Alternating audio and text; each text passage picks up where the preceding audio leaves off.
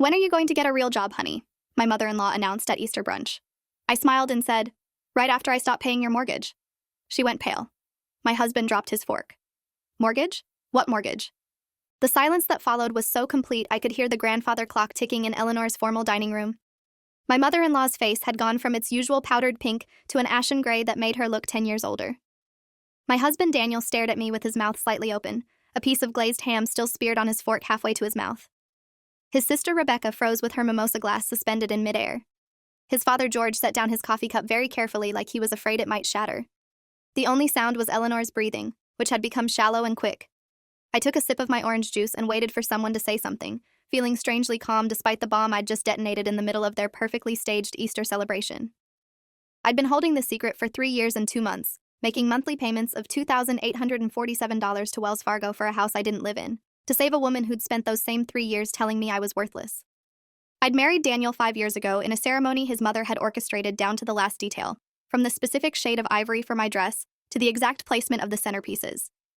Eleanor Kingston came from old money in Connecticut and had very specific ideas about how things should be done, which she shared frequently and without invitation. Daniel was her only son, and she'd made it clear from our first meeting that no woman would ever be quite good enough for him. I worked as a freelance graphic designer, which Eleanor considered barely employment at all.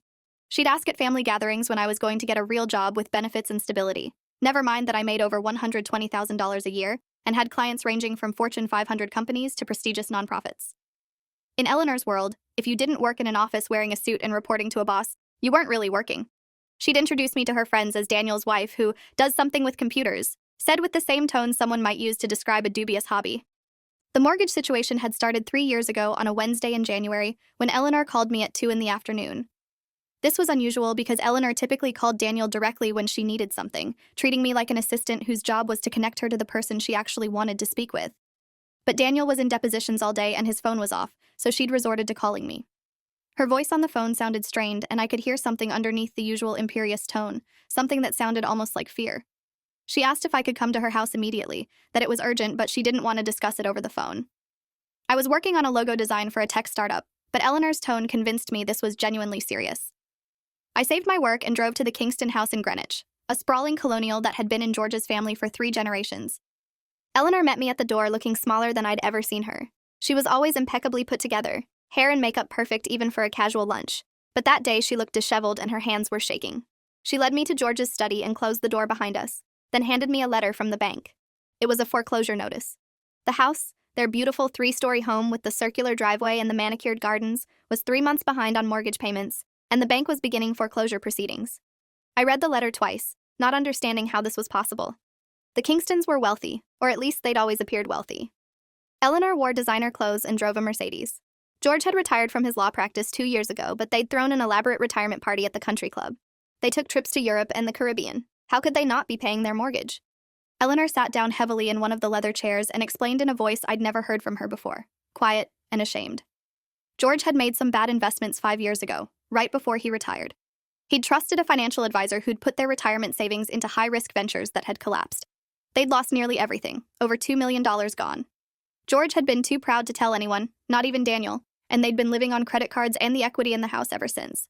Now the credit cards were maxed out, the home equity line was exhausted, and they couldn't make the mortgage payments anymore. George refused to declare bankruptcy because of the shame it would bring to the family name.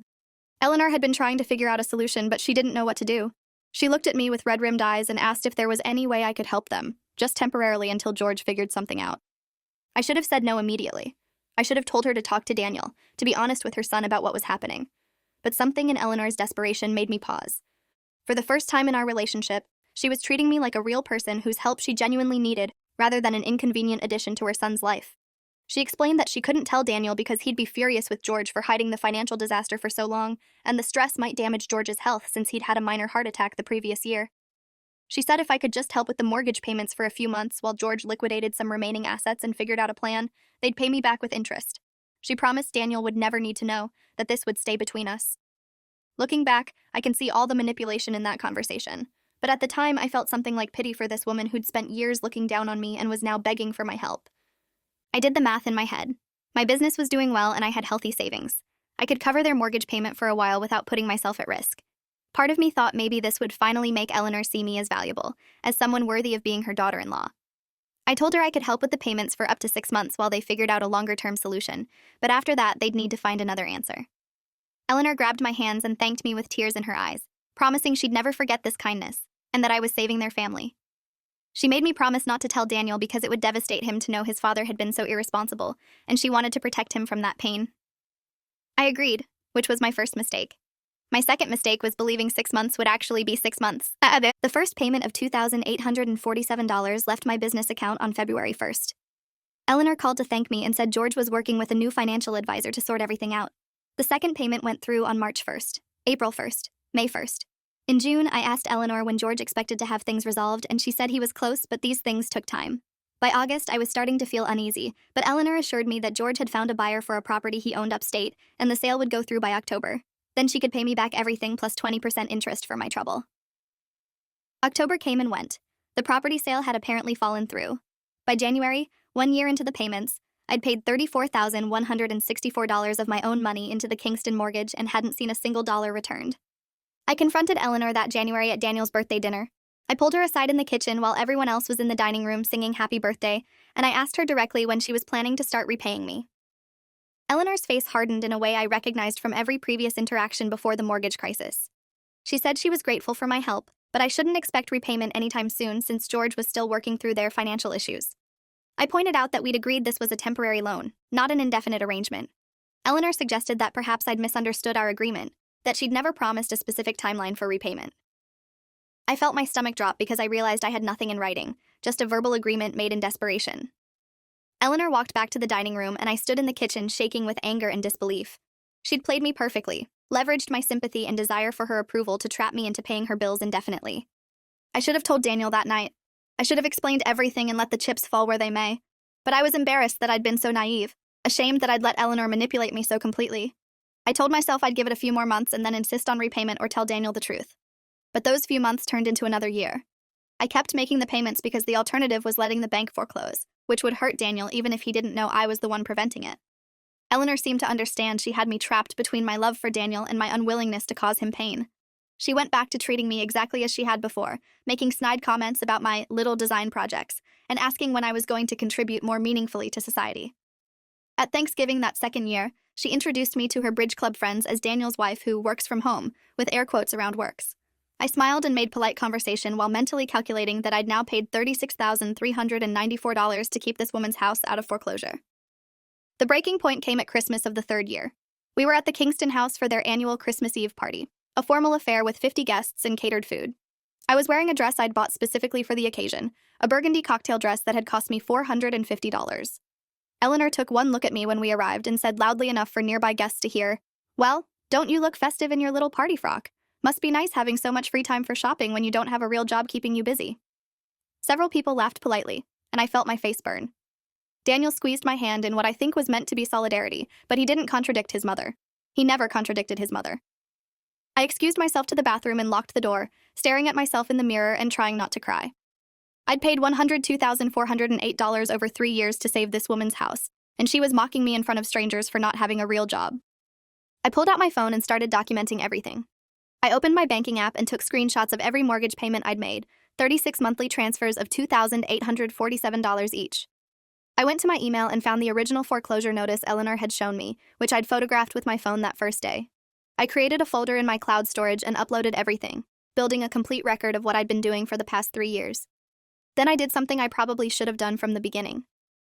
I called Diane Rothman, a family law attorney I'd done design work for 2 years ago. Diane and I had gotten along well during that project, and she'd told me to call if I ever needed legal advice. I explained the situation as concisely as possible and asked what my options were. Diane was quiet for a long moment before asking if I was serious that I'd been paying my mother-in-law's mortgage without any written agreement and without telling my husband. When I confirmed, she let out a low whistle and said I'd gotten myself into a complicated mess. Diane explained that without a written loan agreement, proving the arrangement would be difficult but not impossible given the bank records showing my payments. However, the bigger issue was that I'd been hiding a significant financial commitment from my spouse, which could be considered financial infidelity depending on how my marriage was structured. She asked if Daniel and I kept separate or joint finances. I told her we had both, a joint account for household expenses but separate business accounts. The mortgage payments had come from my business account, so Daniel had never seen them. Diane said that was good and bad. Good because I had clear documentation of my payments. Bad because it showed deliberate concealment from my spouse. She asked what outcome I wanted. Did I want to sue Eleanor for repayment? Did I want to tell Daniel and deal with the family fallout? Did I want to just walk away and accept the loss? I told her honestly that I didn't know yet. I just wanted to understand my options. Diane said to call her after the holidays and we'd discuss strategy. She also warned me that whatever I decided to do, I needed to be prepared for my marriage to take a serious hit because Daniel would be hurt that I'd kept this secret for so long. I made it through the rest of Christmas Eve and Christmas Day pretending everything was normal. We opened presents at our house Christmas morning and Daniel gave me a beautiful necklace he'd clearly put thought into choosing. I gave him the vintage watch he'd been wanting and we made breakfast together and everything felt so perfectly normal that I almost convinced myself I could just continue the way things were. But then Eleanor called in the afternoon to thank Daniel for their gift, and I heard her say something about hoping I'd enjoyed my day off from pretending to work, and the anger came rushing back. This woman had taken over $100,000 from me and still treated me like a lazy child playing at being an adult. I decided in that moment that I was done protecting her secrets and done sacrificing my financial security to save her from consequences of her own family's choices. I met with Diane on January 5th at her office in downtown Manhattan. Her office was in a high-rise with floor-to-ceiling windows overlooking the city, and Diane herself was a sharp woman in her 50s with 32 years of experience in family law. She reviewed all my documentation and took detailed notes while I explained the full history. Diane said I had several options, none of them perfect.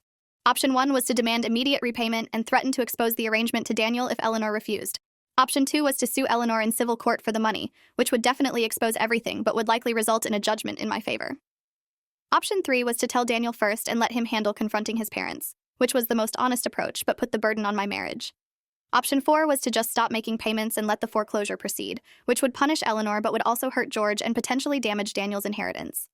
Diane said her professional recommendation was option 3, telling Daniel, because secrets like this tended to destroy marriages even more than the truth did. I asked Diane what she thought Eleanor would do if I confronted her directly and demanded repayment. Diane said that people like Eleanor, who'd already demonstrated willingness to manipulate and exploit, typically didn't respond well to direct confrontation unless they had no other choice. She'd probably deny the arrangement, minimize its importance, or turn it around to make me look bad for demanding repayment from family during their time of need. Diane suggested that if I wanted to confront Eleanor, I should do it in a way that made the stakes clear and gave her no room to manipulate the narrative. She asked if there was any upcoming family gathering where Eleanor typically performed her superiority act. I told her about Easter brunch in April, which was always a major production at the Kingston house with extended family and friends. Diane smiled in a way that wasn't entirely kind and said that sometimes the best way to deal with a bully was to call their bluff in front of their audience. She helped me strategize exactly what to say and when to say it for maximum impact. I spent the next 3 months preparing. I continued making the mortgage payments because I wanted to be able to say honestly that I'd upheld my end of the arrangement right up until the confrontation. I gathered every piece of documentation and created a comprehensive file showing the payment history, the original foreclosure notice, text messages with Eleanor about the payments, and calculations of the total amount paid with interest. I consulted with Diane twice more to refine my approach and prepare for various responses Eleanor might have. I also saw a therapist, Dr. Rebecca Lloyd, who specialized in family systems and manipulation. Dr. Lloyd helped me understand that Eleanor's behavior fit a pattern of covert narcissism, where she maintained her self-image as superior by putting others down, and my willingness to help had threatened that self-image, which was why she'd needed to continue demeaning me even while I was saving her financially. Dr. Lloyd asked me to think carefully about what I wanted the outcome to be. Did I want the money back? Did I want Eleanor to acknowledge what she'd done? Did I want to repair the relationship or end it? I realized what I wanted most was for Daniel to finally see his mother clearly, to understand that she'd been using both of us, and that her pretense of superiority was built on exploitation and lies. Dr. Lloyd warned me that adult children of narcissistic parents often struggled to accept the truth even when confronted with evidence, that Daniel might choose to protect his image of his mother rather than accept reality. She said I needed to be prepared for my marriage to potentially end over this, and I needed to decide if I was willing to take that risk. I told her I'd already lost over $100,000 to keep Eleanor's secrets, and I wasn't willing to lose my self-respect too. The money I might never get back, but at least I could stop being complicit in my own mistreatment. Easter fell on April 20th that year. Eleanor had sent out formal invitations to the brunch 6 weeks in advance, engraved cards with elegant script announcing the event at noon. The guest list included Daniel's sister Rebecca and her husband Kyle, George's brother Walter and his wife Nancy, Eleanor's sister Judith, 3 couples from their country club, and 2 of Daniel's cousins with their families. 23 people total would be witnessing whatever happened. I bought a new dress for the occasion, a pale yellow sheath that Eleanor would probably describe as cute, in that dismissive way she had. Daniel commented that morning that I looked beautiful and asked if I was feeling okay because I seemed tense. I told him I was fine, just a little tired from a project deadline. He kissed my forehead and said we didn't have to stay long at his parents' house if I wasn't up for it. The kindness of the gesture made me feel guilty about what was coming, but I'd made my decision. We arrived at the Kingston house at 11:30, and Eleanor greeted us at the door wearing a cream-colored suit that probably cost more than my monthly rent. She air-kissed both my cheeks and told Daniel he looked handsome, then glanced at my dress and said, "How sweet, you're dressed like an Easter egg." I smiled and said thank you, as if she'd paid me a genuine compliment. The other guests were already there, mingling in the formal living room with mimosas and appetizers. George was holding court near the fireplace, telling a story about his golf game. Rebecca caught my eye from across the room and waved, and I waved back while mentally rehearsing what I was going to say. Diane had coached me to wait until everyone was seated at the table, until Eleanor felt completely comfortable and in control of her audience. That's when the impact would be greatest. Brunch was served at 12:15 in the formal dining room. Eleanor had clearly spent considerable money on the catering, with a spread that included glazed ham, roasted salmon, 3 different quiches, fruit salads, pastries, and an elaborate dessert table visible through the doorway. The table was set with her best china and crystal, fresh flower centerpieces running down the center.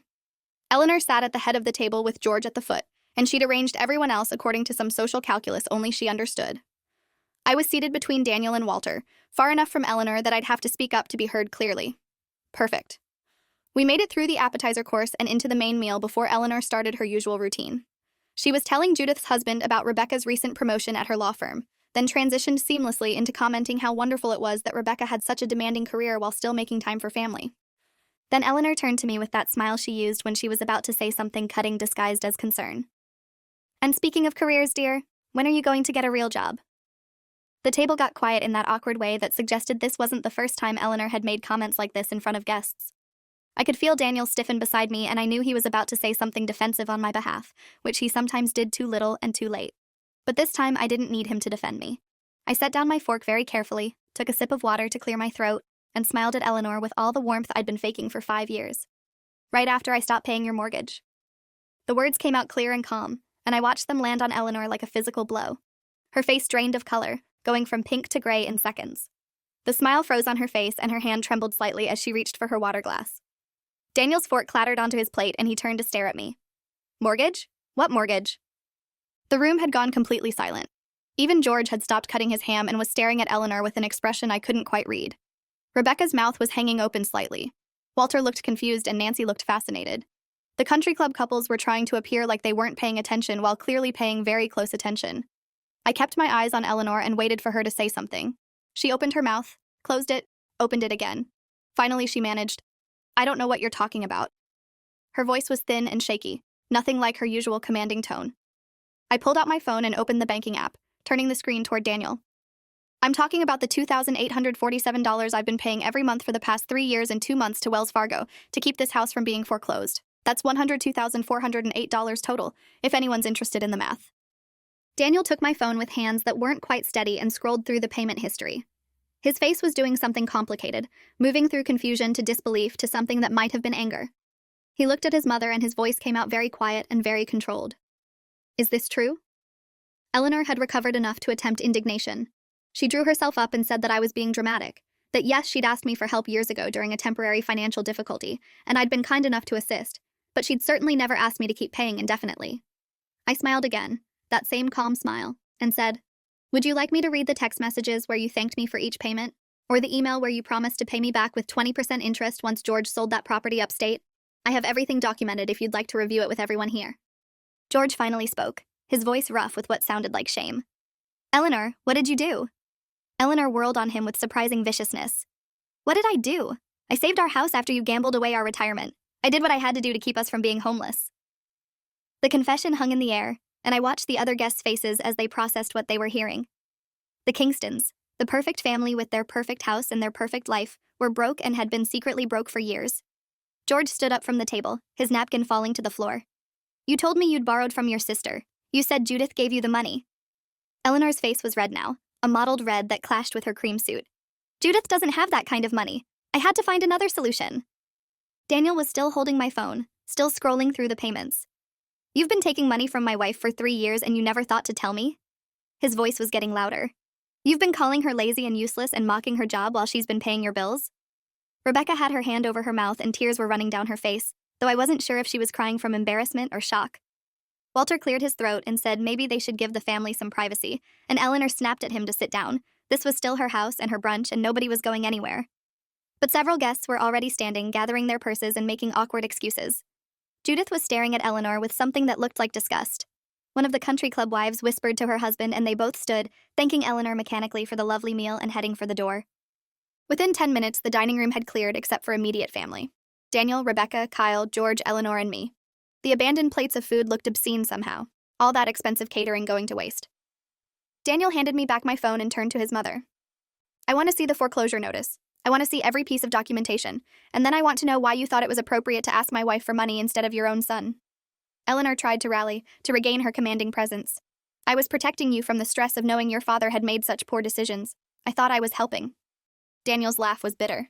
You were protecting yourself. You couldn't stand the shame of asking me for help, so you took advantage of someone you'd spent years treating like garbage. Someone you knew wouldn't tell me because you'd trained her to believe I'd be upset if she caused family drama. I'd been quiet through most of this, but now I spoke up.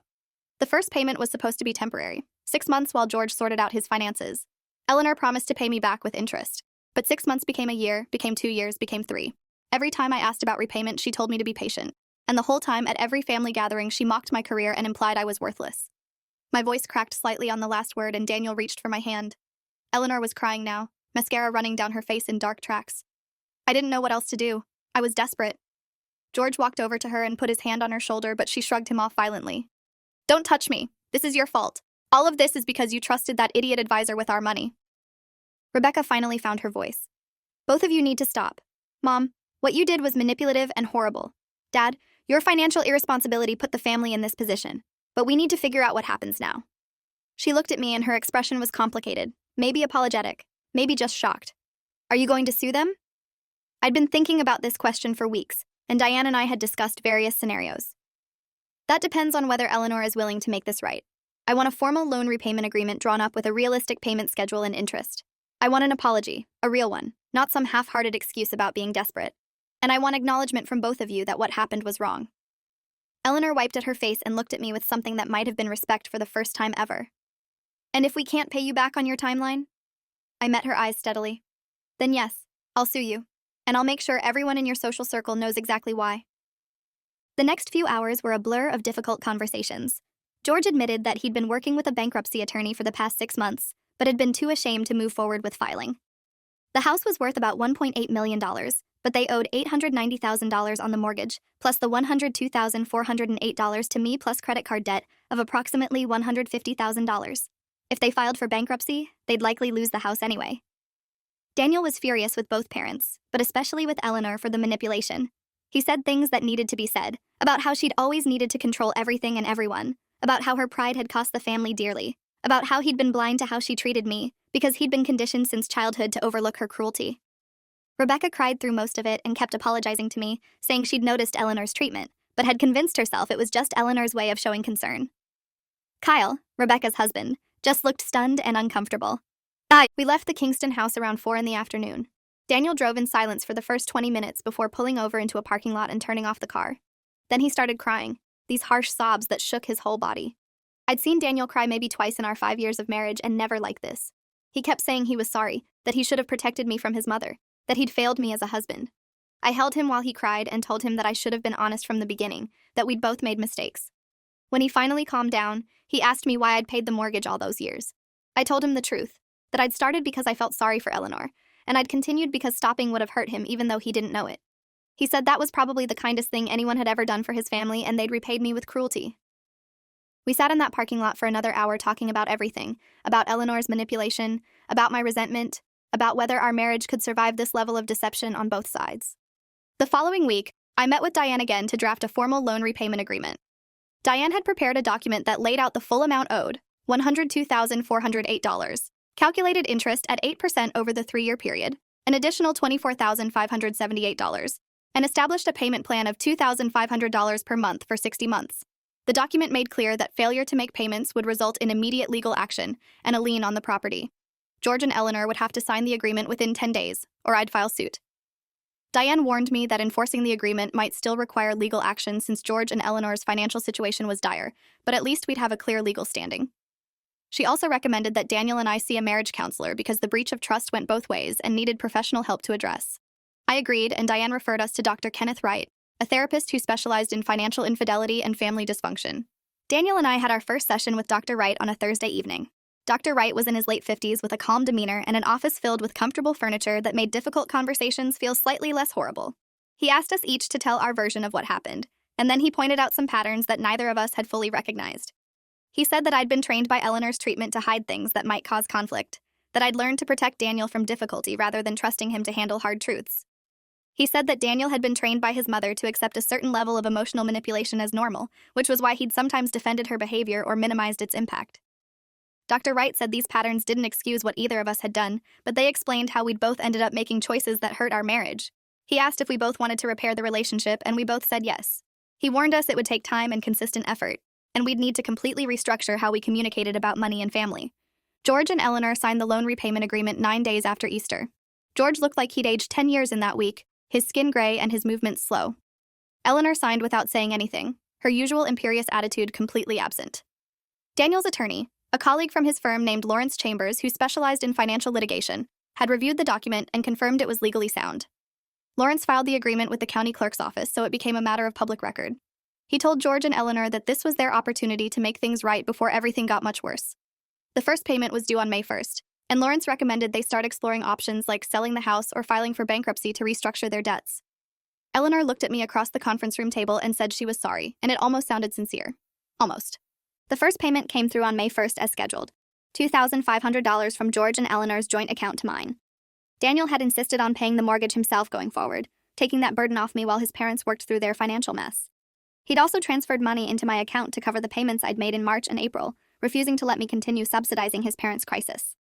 We'd started having weekly sessions with Dr. Wright and slowly working through the layers of dysfunction and deception. Daniel had confronted his mother twice more about specific incidents where she'd belittled me, and Eleanor had given what I supposed passed for apologies from someone like her. Mostly she seemed diminished now, like the exposure of her secrets had deflated something essential in her.